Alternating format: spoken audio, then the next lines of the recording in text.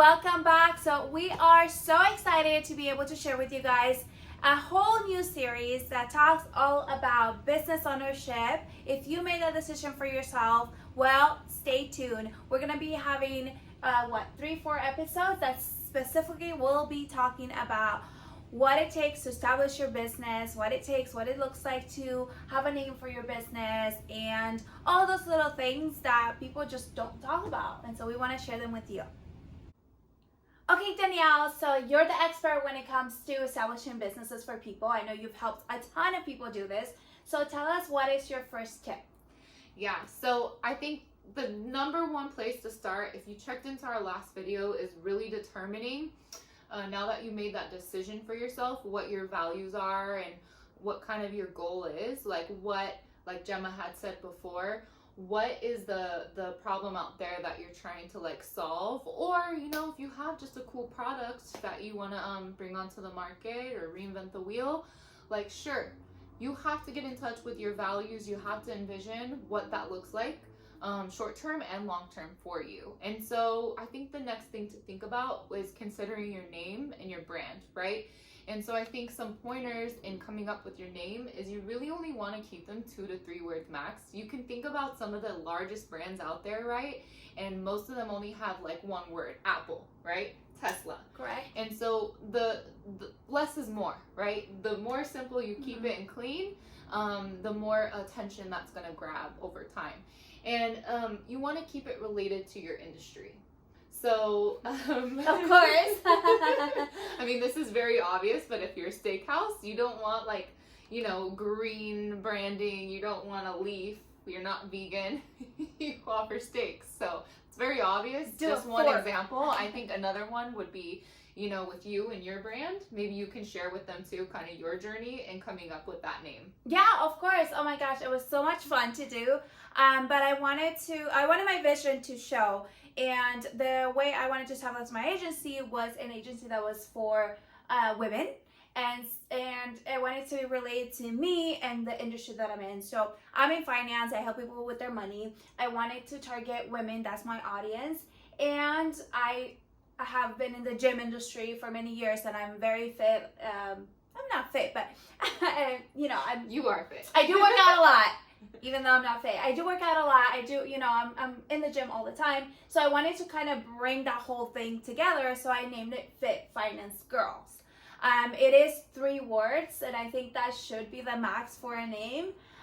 But it's just something that it's grabbing your attention, and it's kind of a fun name to me. Oh, I love it, and it totally meets your vision, your values, right? So that's something you really have to consider when considering or when establishing your name for yourself. Also, I think some things to think about is,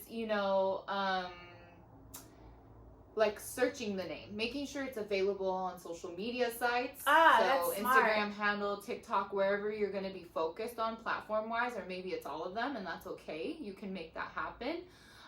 Another thing is doing a domain search to make sure your name is available. I use GoDaddy a lot, but there's other sites you can search through. And then another thing is if you decide to start out doing business as yourself, then you can establish a DBA as well. We'll get into that in another video of how to, but you want to consider if that's going to be available as well. So do that search with your local county, and we'll show you how to search that.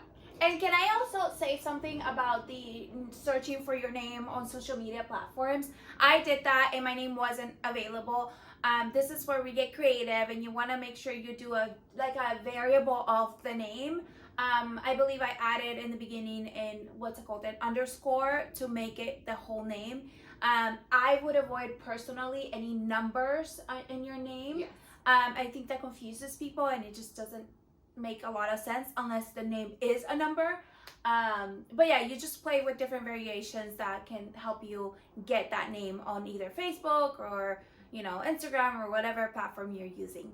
And that's a great tip, because a lot of us right here on this space use Instagram as a majority, right? We're more on Instagram than, let's say, Facebook. So considering Instagram, like she was saying, is yeah, definitely don't have numbers unless that's a part of your brand, right? 805 Brewery, Correct, right.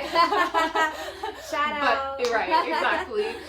She likes that. And and so the name, you can use, like she said, underscores or dots. That's totally fine. Don't think that like, oh, that's gonna throw everything off. No, because how the algorithm works in searching is just as long as you're typing in those first letters to your brand, right? So if my brand is vegan and I'm typing VE right off the bat, even if there's an underscore after, you'd want to put it after versus before, because it's really gonna pull that up quicker. Okay? Cool. That's a great tip. Yes, absolutely. Okay, that was a great first tip to establish your business name. What is going to be your second tip? Yes, so when it comes to your brand, you really want to consider some things, and even your logo too, right? You want to choose your branding that's going to meet your values, maybe even your mission statement, right? And like, for example, I have a brand that, it's called Prosperous Solutions, and I have a P and an S, but the way the S is placed is strategic to match our mission statement, which is your path to prosperity. And, I was very, very strategic in picking the colors because much like a lot of major companies out there, I took note to, like, let's say McDonald's on their branding, right? Like, what do we know them as? The big M arch, Sure, right? yeah. In yellow. And so what does yellow do? Well, it creates that happiness, and we call it the happy meal, right? It's going to make us happy. So when we see that yellow, we associate with the name McDonald's that we're going to have that happy meal, that happiness in the food.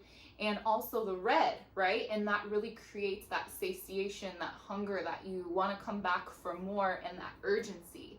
And so there is no coincidence that those are McDonald's colors. That is really by strategy. And that's the psychology behind it, right? That subliminal advertising stays in your subconscious. And much like vegan restaurants or marijuana dispensaries, you see the green. Yeah, like the leaf, or like, for a vegan, or you see like for the dispensaries, all of them have the plus sign, and that really sticks in your head, right? So that's something you want to consider, and less is more. Keep it simple, right?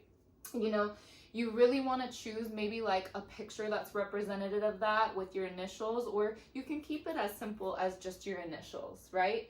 M for McDonald's. Also, you want to attract your ideal customer through that, right? And we have to ask the question why always. When it comes to like the business world, the financial world, the health world, we need to ask, why is that like that, right? Someone's logo, why is it like that? We really want to understand what colors everyone's using, and what kind of like effect it has on us subconsciously, right? Yeah, I like how I've seen some girls that do workout trainings, and their trainers, they do specific workout videos for like brides that are about to get married, so it's very niche. Oh wow. And they have this whole page that's very appealing to women because it's very pretty, and it's like rose colors and tans, and very like pinkish and very feminine. Yeah. And so it attracts that community, but it's not like a bright pink. It's more like a mellow subtle pink that for me it's like calm. And you're gonna feel like you belong in that community. Welcomed. Yeah, exactly. I love that. I love creating a sense of community through brands. Definitely a good thing to consider when establishing yours. But it's totally okay, right?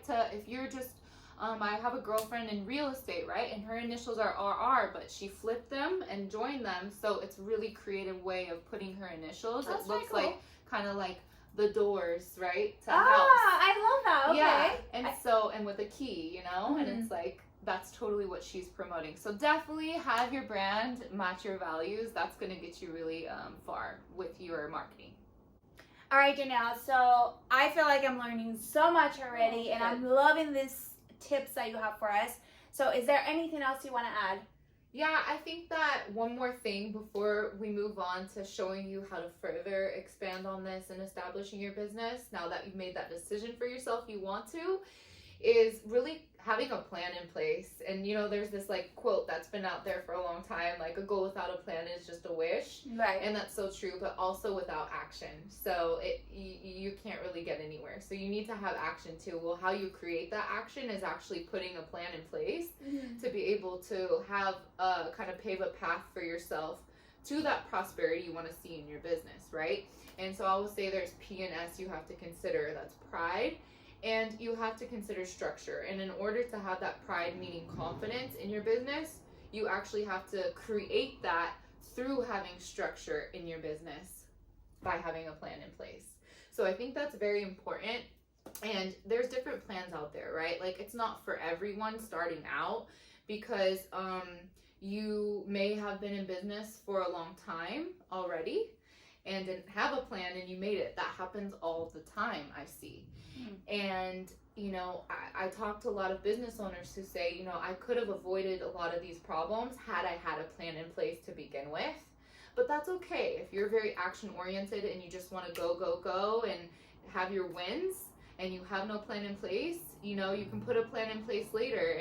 And sometimes there's very complex plans that you can have created. And we actually just wrapped one up for a client who's taking their business to an investor meeting with Nike, right? So those are more complex, advanced business plans you don't have to start out with necessarily. You can start very simply by, hey, by month 3, I want my business to look like this. I want this many employees, or, you know, I want this much product. If you're, you know, selling jewelry on Etsy, to be able to make this amount in sales and keep this profit. Because I have a lot of business owner clients too who are like, you know, they've got S-Class, Mercedes, and telling everyone my store makes $2 million a year. And it's like, that's great. That's not what you make. At the end of the day, I see your statements, and that's net, you know, that's not your net profit, okay? Because we think about expenses too. So you want to have that breakdown of like what your expenses actually look like to account for. It's just like your budget or your own personal finances. So what I'm hearing is more like, have a plan, and it doesn't have to be a complex plan. It doesn't have to be very detailed, but just start with something. Yeah. Okay. And you can Google these types of things. You can reach out to us if you have any questions of how to go about that. You know, you don't have to go pay a high dollar amount to these gurus, or, you know, go to the SBA and wait for like a 3-month complex business plan to get in your hands. For sure. Like, it could be very simple starting out. So I think that's like probably my last tip before we get into actually how to go about registering your business, etc. Okay. Well, that's awesome. We are excited to share the next session on this, because you're going to be able to share with us more about actually going and establishing your business and establishing which business to establish, correct? Yeah, like knowing your options. So definitely stay tuned. And as always, we're here to help you make más dinero.